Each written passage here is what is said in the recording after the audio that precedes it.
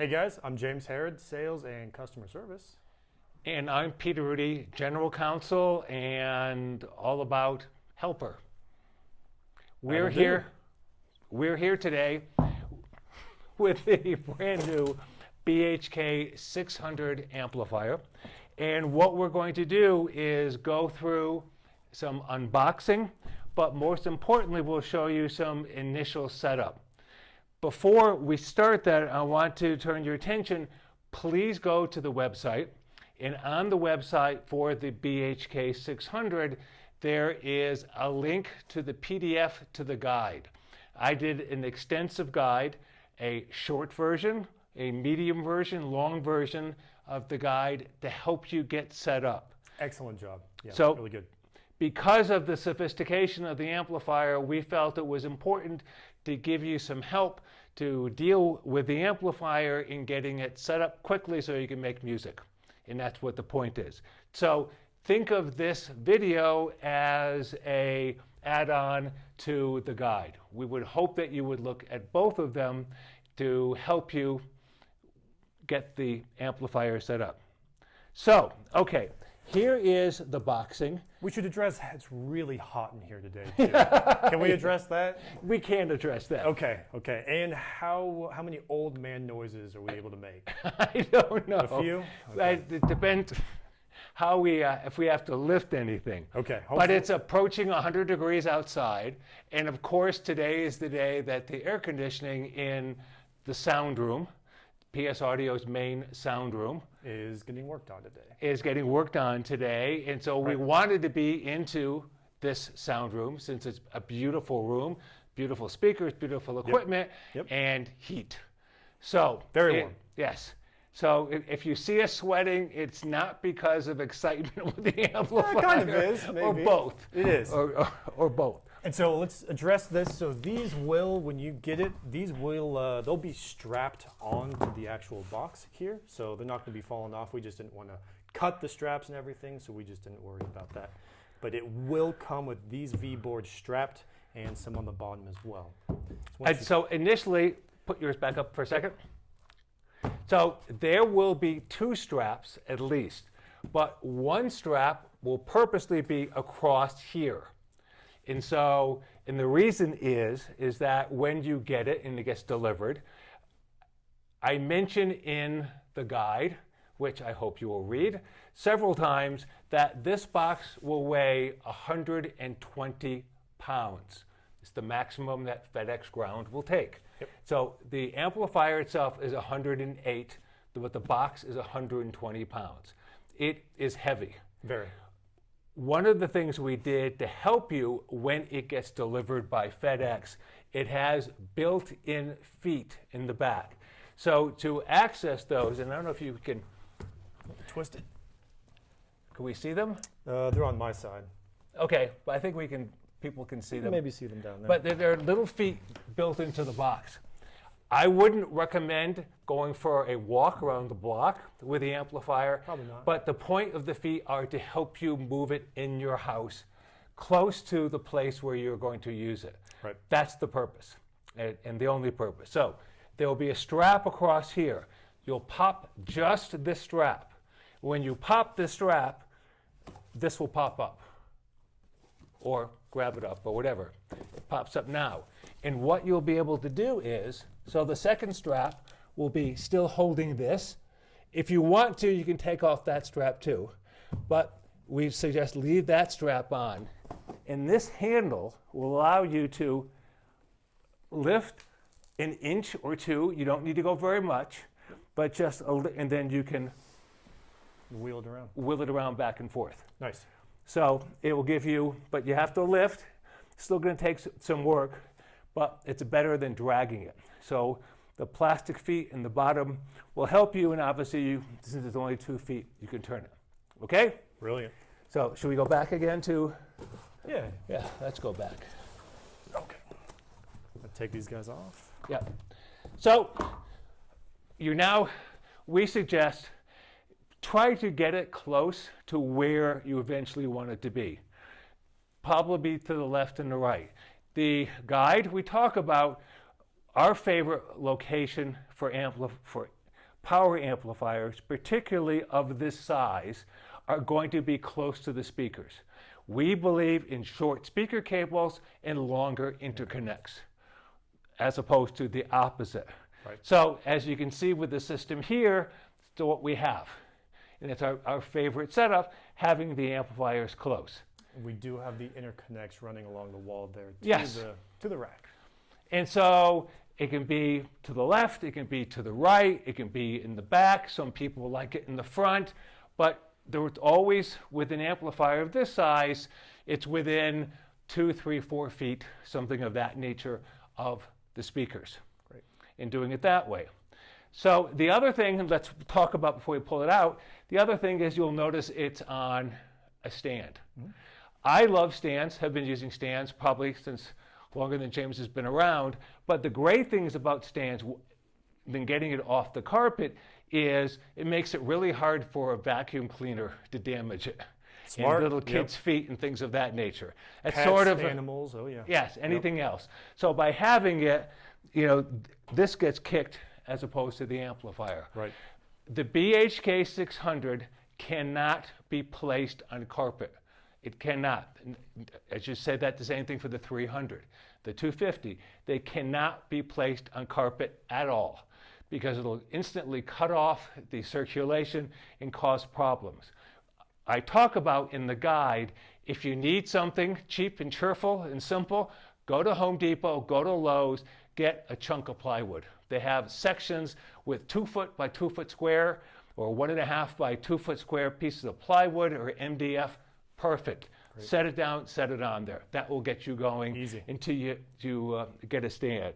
The other thing to consider is most of the amplifier stands out there, these are fairly fancy with steel, with wooden inserts, is the weight rating.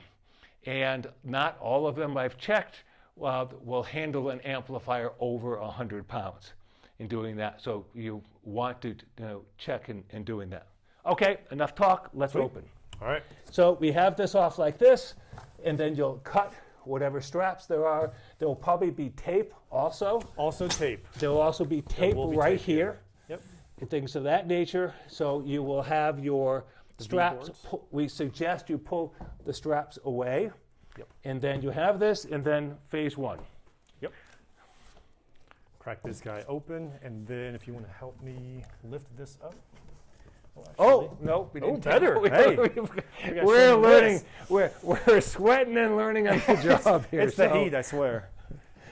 And these guys maybe unclip. If they paid us more, we could get a room with air conditioning. Exactly. Who knows? So, and these guys unclip very easily.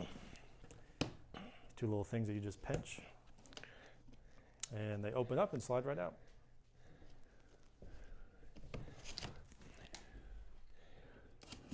Sweet. There are 4 of them, 2 on each side. You have to take them because they go through all the boxes. Right. So they lock in all of the boxes together. Great. Reusable, save all the packaging. Yes. Okay. And lift now this up. we are ready to. Easy. And you can see these are the little cutouts for the feet. Yep, the wheels. So the wheels Yep. have room to move. Put that to the side. And so now we have this box will be taped. Yep. Just taped. Just taped. We've taken off. And so we open it up and let's lift this one too. Yep. I'll take that. I'm going to put it over here. Okay.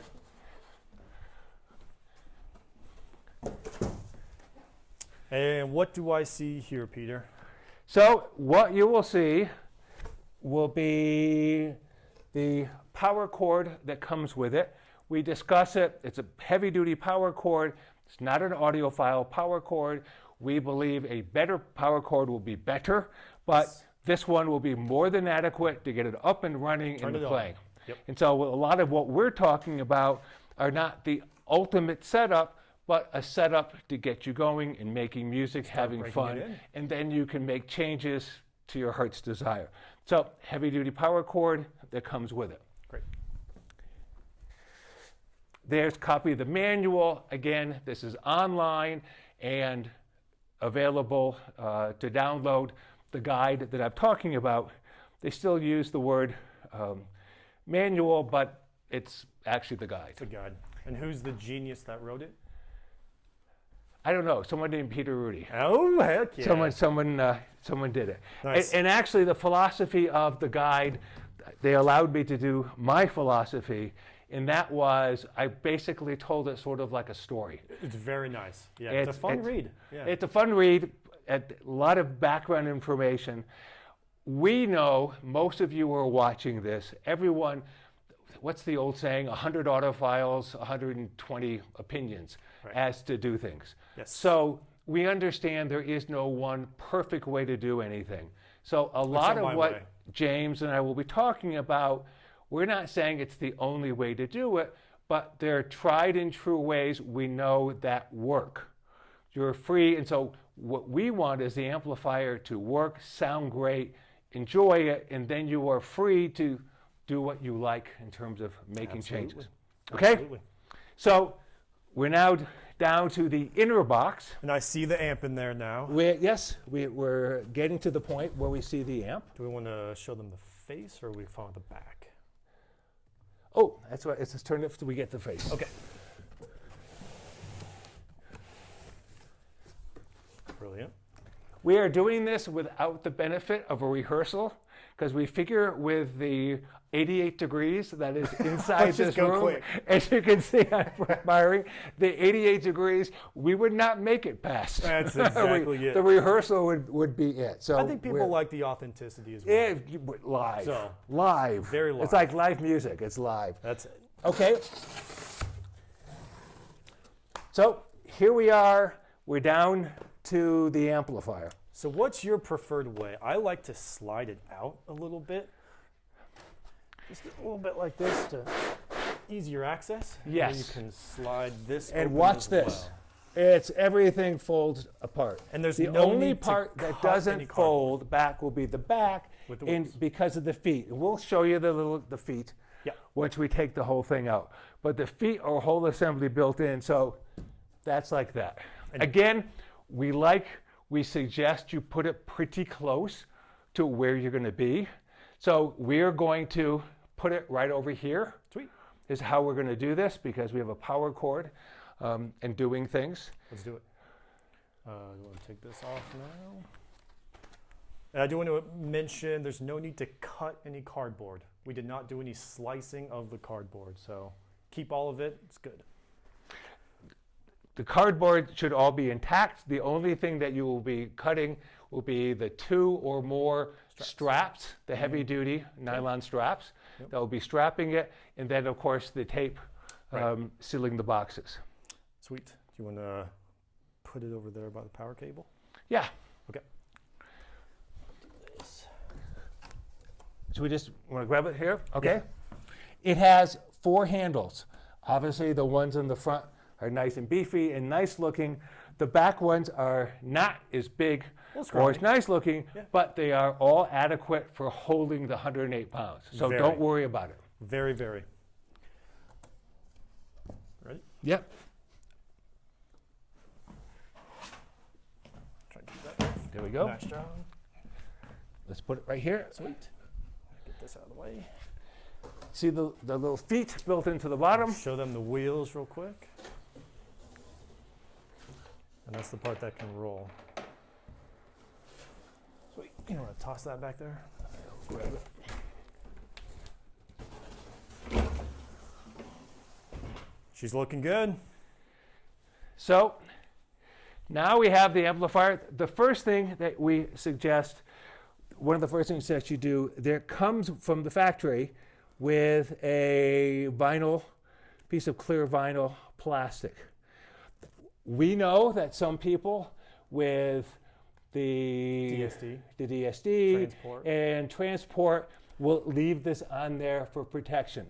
That's fine. You cannot do that with this piece of equipment. No. I do see some people, what they do is they fold it up. Don't do that either. Not with the amplifiers. Not the amp, it's just too much heat. Too hot. So it has to be removed. Yeah. we're already violating one of the things we talked about. We have it on carpeting. But we're only going to power up for a few minutes to show you, but we apologize. We should have thought that through, but it's on carpeting. Even carpeting this thin is too much. It blocks off the ventilation from the heat sinks. Yep. So I suggest that the first thing that you do with the amplifier, and we'll bring it over and we'll show more, and you can handheld in the back when I show the switches. Cool.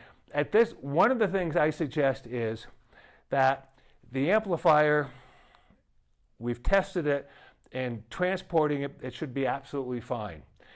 I was taught many years ago that it's best with a new piece of equipment, before you plug it in to all of your other equipment, turn on the unit and make sure it turns on. Without plugging anything else in. Without plugging anything else, just a power cable. Great, very smart.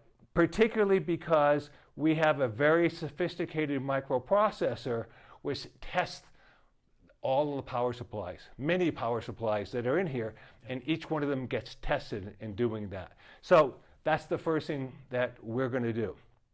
And we'll do that now so you can see it, and you can see the light, the light on the front.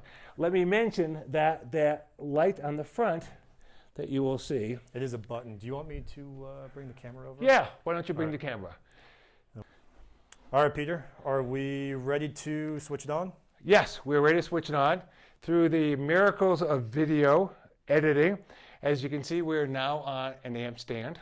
Smart, love it. A low amp stand, similar to one that we would encourage you to get. Yep. So the first thing you should do, as we've taken off the vinyl, we have plugged into the back.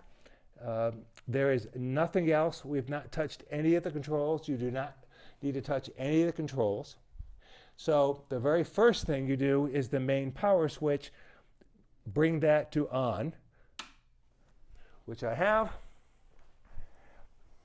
And you will notice that it should blink slowly a few times. Good. Great. Now, it's done that. Now the amplifier is in what we call idle mode. Right. And idle mode means that the speakers are cut off, that the tubes have no power, not even to the filaments, that there is a amount of electricity going to particularly the transistors, MOSFETs, to keep them warm and whatever, but there's a reduced amount of electricity. So that is idle. In some places, they used to call that standby mode, but we are not allowed to use that term for reasons in the EU we will not go into. Nope. But think of it as idle mode. Idle mode is what we recommend that you use it all the time. Yes. Is that when you're not playing music, put it into idle mode. Because it'll still stay warm, correct?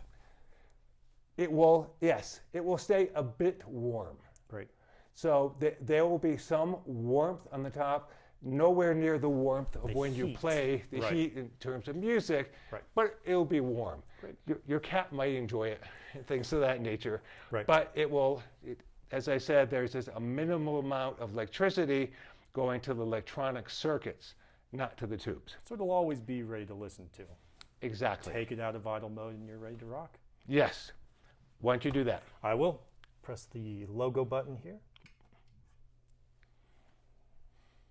So now the microprocessor is doing a second set of checking, and it's checking its power supplies.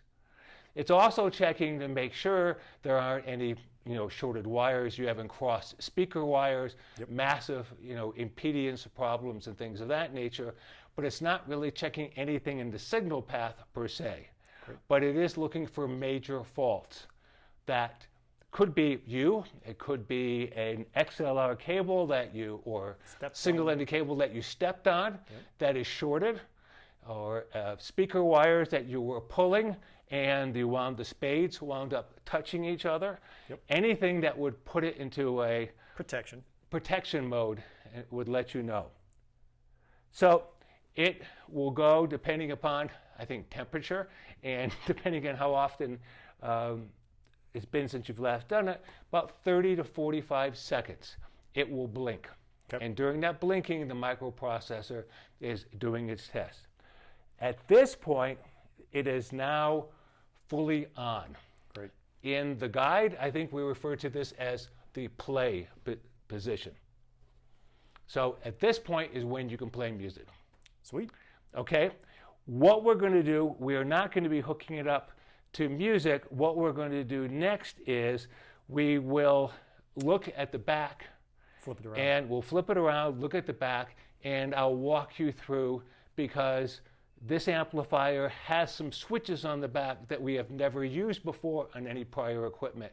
And I can quickly explain it to you. I'm excited. Again, want you to go to the guide because we go through each one of the switches in detail, what it does. Great. Okay? We're now looking at the back of the unit. We have unplugged it and turned it off, but I'm going to quickly go through the switches and explain them to you. One switch that is new, that's not been before, is a gain switch, and you will see it here. 26 dB and 30.5 dB. It will come from the factory in the 26.5 position. You can easily switch it back up to the 30.5 dB position. As we explain in the guide, we encourage you to start with the 26 dB position. It's sort of, I don't want to say normal, but it generally is normal. A little bit more standard. A little bit more standard. If you have a situation that requires the amplifier to have more gain, then you go to the 30.5. Do I have to put it in standby when I switch to the 30.5? No, you do not. Okay. No, you do not. You can go back and forth to whichever gain. You really shouldn't be playing music at the time, right, but it doesn't have to be in standby. The situations that will require or may require 30.5, if you have single-ended cables, if you have a passive preamp, which is more of just a volume control than an actual gain preamp. So those are the situations that you may wish to have it. But we encourage you to try the 26, and if you're getting appropriate volume at appropriate settings in your preamplifier, leave that. If you want to try going higher, you can try doing the other. But for most people, unless they have a special situation, we'll use the 26. The other switch that you need to is the single-ended and balance switch, SE and BAL. What that does is you should set that to what input you use. We at PS Audio prefer balanced interconnects. Yes. We've talked about that a great deal. We talk about it in the guide. So if you were to take our recommendation and use balanced interconnects, then you would set the switch to BAL, B-A-L. What that does is it shorts out the terminals in the SE or single-ended mode, and it reduces noise. So that's what's important. We encourage you to use the XLR, but at the same time only use one of them. Do not use both, and set the switch accordingly. 2 sets of binding posts. The binding posts are identical. They're connected together. There is no difference. If you decide to use just one, we encourage you to use both at one side. Don't use one on one side, one on the other, but both at one side, but they are identical. They are there if you want a shotgun, by wire, or do some other wiring things. Some other things that are different, there is a grounding post that's here. Most of that, the reason for the grounding post actually was during manufacturing, that we need to have a ground available for testing and doing things, but we left it there, and it's also there if you need it for hum, other things. It generally is not the grounding post you want to use for a turntable and a turntable ground. What about a subwoofer? For a subwoofer, yes. We have an extensive discussion about that. with certain subwoofers such as REL. Well, yep. That REL has special requirements because they use high-level inputs that you should not be using a common a common line off of the speakers. So again, there's discussion in there. If you wind up needing to use a ground wire with a powered subwoofer such as an REL, there is a ground for it. Nice. And I see one new thing as well. Got firmware there, Peter. Yes, FW. If there is a very extensive microprocessor in the unit, as I said, it not only checks all of the different power supplies, it also will check for certain fault conditions. I believe I list those in the guide. It's not the signal path, Not the correct? signal path, but Right. the fault conditions are something is screwed up. Right. Like a tube has gone bad, or a transformer has gone bad, or you have shorted out, by having your spades have hit each other and you actually a direct short here. Yep. So those types of fault conditions, or you could actually have a severe under voltage or over voltage. Great. If there's something screwed up in your home wiring and you get below, I think, about 90 volts, 85, 90 volts, it will go into fault. If it goes well above 130, it will go into fault. Great. So it tests an awful lot of things, and it will go into fault condition. The other things to notice, there are, on this BHK compared to the others, there are only 2 fuses. And the fuse on the left is the fuse for the transformer that operates the tubes. The fuse on the right is the one that operates the main power supply for the unit. In the guide, we talk extensively. These are fairly special fuses because of the size of the unit and amount of power. They're very special fuses, and we encourage you to use the exact same fuse. Looks like the rating is there for us as well, so that's Yes. convenient. Other things, there's only a couple other things. Oh, firmware. Sorry, we're talking about firmware. If and when there is an update to the firmware, that it will be released, owners of it will be notified, and there will be a little USB drive, thumb drive, that will have the firmware on it with an installation program, and you will simply plug it into the firmware slot and it will update the firmware. And always call us up too if you want us to send you one. We can do that as well. No problem Yes, at all. but as of now, there is no firmware update, so it's something. And Maybe there will be. Can't say. yes, we did it as an option to have that if we needed to do that. But please do not use that for anything else at all. Plug anything into it. Great. Other things to look at is you have PS Link 1 and 2. I would love to tell you about it, but I'd be shot and killed if I were to talk about it. As Link, Paul stares at us. yes, PS Link are anticipated new projects down the line Yes. that will work with the amplifier, and that's all I am allowed to say at this time. Do you want to open up the tube cage? Yes.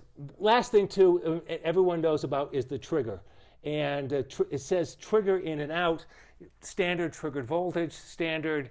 It interconnects like with all of our other equipment, and most amplifiers, a 3.5 millimeter. Yep. Mono or stereo works. So. Yep. Trigger, it says in and out, but actually they're the same. There is no such thing as really in and out. Plug it into one and then plug in the other, so you can daisy chain the amplifiers. We believe most people may do that with the 2 BHK amplifiers, is to have them daisy chained. Great. Last thing, you do the honors? I will. Crack this. What did the Wicked Witch of the North say? I'm melting. I'm melting. That's what it sounds like. I'm going to just leave that there. Okay, what makes this amplifier different than the other BHKs is that this one has 3 tubes. 2 signal tubes on the left and the right. They are tube model 6922, which is equivalent to a 6DJ8, which is equivalent to a 7308, and that's discussed in detail in the guide. Great. That's available online. We talk about tube rolling and what you want to do. Let me say this, that we feel strongly tube rolling is wonderful. I tube roll. I have boxes of old tubes. But with a new piece of equipment, we encourage you use these tubes. They're excellent tubes. They're Gold Lion current production tubes, and we encourage you to get the amplifier set up and use the current tubes until you're happy with them, till you're happy with the setup. At that point, then you can consider changing. The tube that's different is the one in the middle. It is a rectifier tube. It is something which was Bascom King's desire and his amplifier in doing that, and he felt very strongly. It's an incredibly linear device, and they are new old stock tubes, I believe made in the 60s and 70s. Beautiful. I believe that you can achieve sonic changes by changing out the signal tubes and the left and the right to different ones that you like. That we do not believe you'll get any sort of change in sonics by changing out the rectifier tube. A rectifier tube simply converts AC to DC, and so what you want is linearity, and it does a good job of that. So if some of you want to play with it, fine, but we don't see there's a great deal. The other thing to notice, and we don't have it on, but if you look very carefully, there's a clear LED here. This LED, when the unit is charged, will be bright red.